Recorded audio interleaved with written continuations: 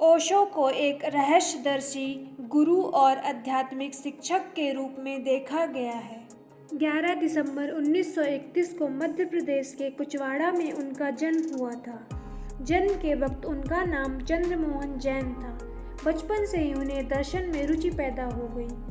उन्होंने अपनी पढ़ाई जबलपुर में पूरी की और बाद में वो जबलपुर यूनिवर्सिटी में लेक्चरर के तौर पर काम करने लगे। उन्होंने अलग अलग धर्म और विचारधारा पर देश भर में प्रवचन देना शुरू किया। प्रवचन के साथ ध्यान शिविर भी आयोजित करना शुरू कर दिया। शुरुआती दौर में उन्हें आचार्य रजनीश के तौर पर जाना जाता था। नौकरी छोड़ने के बाद उन्होंने नव संन्यास आंदोलन की शुरुआत की। इसके बाद उन्होंने खुद को ओशो कहना शुरू कर दिया। उन्होंने अपने बारे में अपनी किताब glimpses of my golden childhood में लिखा है।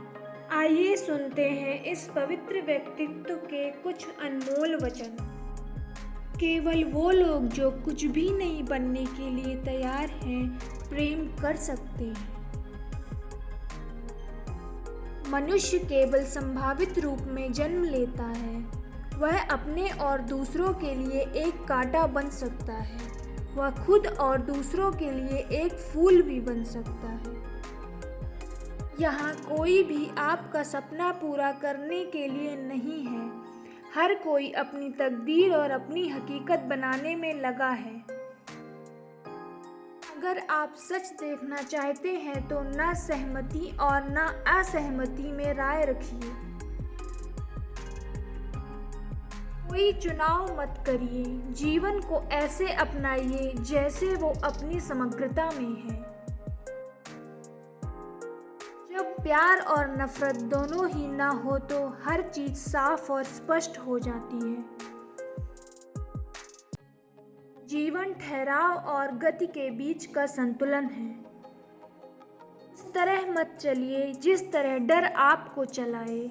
उस तरह चलिए जिस तरह प्रेम आपको चलाए। उस तरह चलिए जिस तरह खुशी आपको चलाए।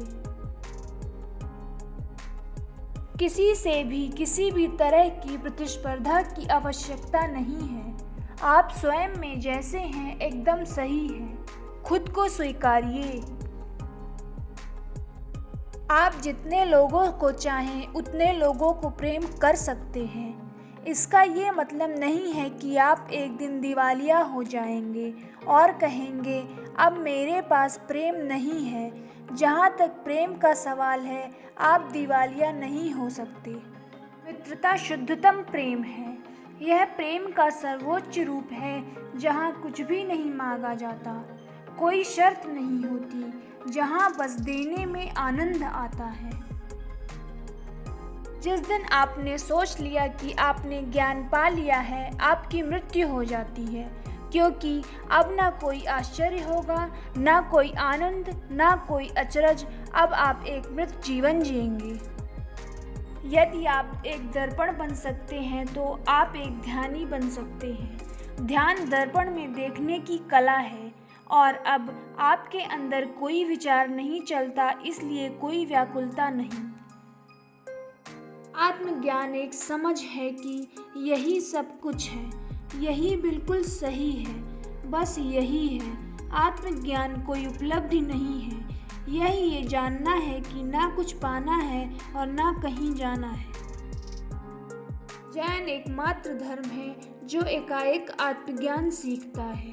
इसका कहना है कि आत्मज्ञान में समय नहीं लगता, ये बस कुछ ही क्षणों में ही हो सकता है। अर्थ मनुष्य द्वारा बनाए गए हैं और चूंकि आप लगातार अर्थ जानने में लगे रहते हैं, इसलिए आप अर्थहीन महसूस करते हैं। जब मैं कहता हूँ कि आप देवी देवता हैं तो मेरा मतलब होता है कि आप में अनंत संभावनाएं हैं। आपकी क्षमताएं अनंत हैं।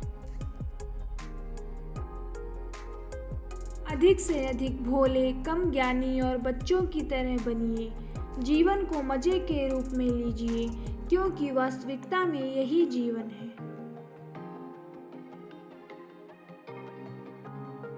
आकाश में अकेले ऊंचे शिखर की तरह रहो। तुम्हें किसी का हो, चीजें किसी की होती हैं। प्रेम तब खुश होता है जब वो कुछ दे पाता है। अहंकार तब खुश होता है जब वो कुछ ले पाता है। गंभीरता एक बीमारी है, आत्मा की सबसे बड़ी बीमारी, और चंचलता सबसे बड़ी सेहत है।